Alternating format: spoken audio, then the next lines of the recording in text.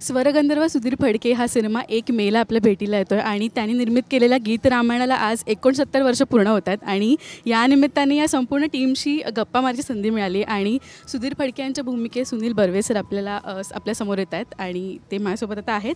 खूप गप्पा मारायच्या आहेत, खूप काही जाणून घ्यायचं. खरं तर टीजरनी खूप उत्सुकता वाढली आहे. पहिल्यांदा स्वागत सर तुमचं राजश्री मराठीमध्ये. कसं आहे? Thank you so much. एकदम छान आहे. Thank you so much. मला इथे तुम्ही एवढं बोलायला उभं केलेत आणि म्हणजे इतका मोठा चित्रपट आहे हा. खरं तर त्या निमित्ताने मला संधी मिळते.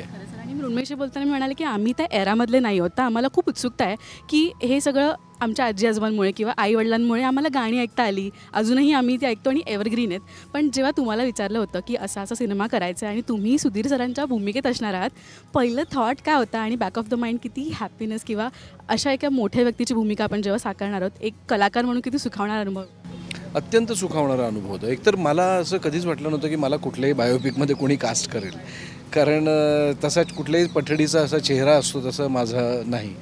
आणि मी अत्यंत व्यवस्थित माझं काम चालू होतं आणि योगेशने अचानक येऊन मला सांगितलं की अशी फिल्म करतो आहे आणि त्यामध्ये मी बाबूजींच्या रोलसाठी तुझा विचार करतो आहे. तेव्हा मी त्याला अक्षरशः त्याला म्हटलं की तू परत विचार कर, आपण पाहिजे तर एक फोटो सेशन करू, तू बघ तुला कसं वाटतंय ते. पण त्याचा अभ्यास खूप चांगला झालेला होता.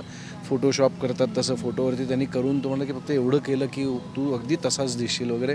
हे सगळं त्याचं कन्व्हिक्शन होतं. आणि नंतर जेव्हा आम्ही 25 जुलैला चित्रपटाचा लॉन्च केला, मुहूर्त केला, त्या दिवशी त्यांनी मला जो मेकअप केला त्याच्यानंतर मलाही असं वाटायला लागलं की ओके, मी कुठेतरी काहीतरी साधर्म्य त्या चेहऱ्यात आणू शकतो आहे, माझ्या चेहऱ्याने दिसतं आहे तसं. आणि मग मी तोपर्यंत अर्थातच मला त्यांनी कास्ट केलेलंच होतं, त्यामुळे मी बाकीचा माझा अभ्यास वगैरे सुरू केला होता आणि मनाची तयारी केली होती की आता आपल्याला हा रोल करायचा आहे आणि फुल थ्रॉटल म्हणजे एकदम आपण मनापासून तो सगळा करायचा, बाकी परमेश्वरावर. आणि असं असतं ना की काही भूमिका आपण निवडतो पण काही भूमिकाच आपल्याला निवडतात, त्यापैकी ही असं. एक्झॅक्टली तसंच झालं. आणि आता ती आणि कसं आहे की कोणीही तितकं तंतोतंत तसंच्या तसं दिसू शकत नाही. कुठलीही भूमिका कोणीही केली तरीसुद्धा म्हणजे ती अगदी कदाचित फोटोमध्ये तुम्ही दिसू शकाल, पण शेवटी जेव्हा तुम्ही हावभाव करता, चालता, बोलता, तेव्हा तुमचा जो ट्रेट असतो तो येतोच शेवटी. पण आपण तेच करू शकतो की त्याच्या जवळपास जाऊ शकतो. आणि प्रेक्षकांनासुद्धा आता ही माहिती झालं आहे की आपण आता बाबूजी म्हणून सुनील बर्वेंना बघणार आहोत. मग ते बाबूजी कसे वागतायत, त्यांच्या आयुष्यात काय घडलं, या घटनांकडे त्यांचं लक्ष जाणार आहे. त्यामुळे मग मी त्याचा विचार थोडासा मागे ठेवला. पण तुम्ही म्हणाल की अभ्यास केला त्या भूमिकेचा, कशा प्रकारे अभ्यास केला? म्हणजे एक त्यांची एक बॉडी लँग्वेज किंवा ते कसे हात वगैरे करायचे किंवा ते सगळे एक्सप्रेशन्स, कसा अभ्यास होता? माझ्या नशिबाने बाबूजींची त्यांच्या खूप चित्रफिती अवेलेबल आहेत यूट्यूबवरती.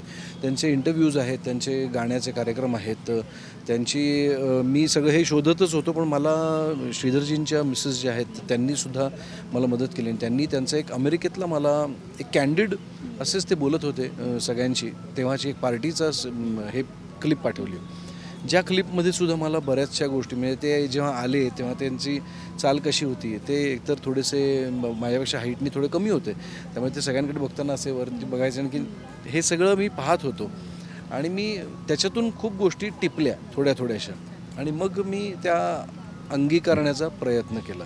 त्याच्याबरोबरीने अर्थातच अभ्यास म्हटलास तर त्यांची पुस्तकं जी होती त्यांच्याबद्दल लिहिलेली, लोकांनी त्यांच्याबद्दल लिहिलेलं, त्या पुस्तकांमधून थोडंफार वाचलं.